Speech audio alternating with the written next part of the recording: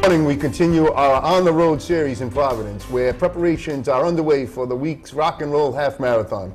And since we're also running the race, we're going to be listening closely to what Michaela has to say. She joins us live from Providence with tips and techniques for the big run. Hi, Michaela.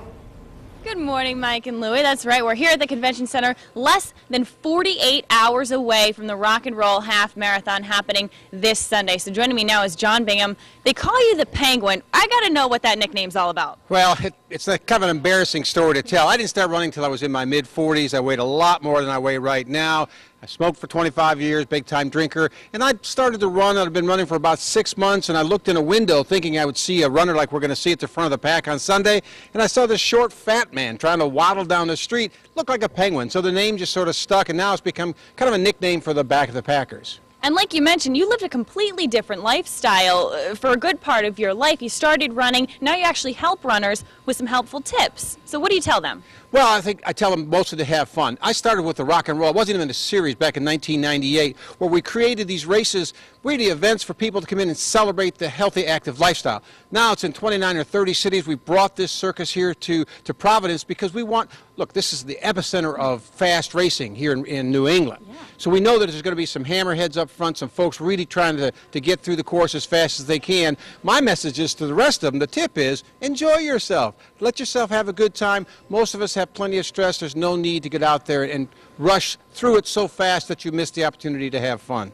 Definitely. Now, one of the other things that we have to keep in mind is, of course, the heat. We're running in August, so do you have any tips for runners that are running in the heat? Well, it's actually a very simple answer. You have to slow down. It doesn't matter if you're at a 6-minute pace or a 16-minute pace. There's nothing you can do about the heat. There's no way to overcome that. People think, well, if I try harder, you really can't. You know, the recommendations on hydrations have changed now to just sort of be careful about that, not to overhydrate.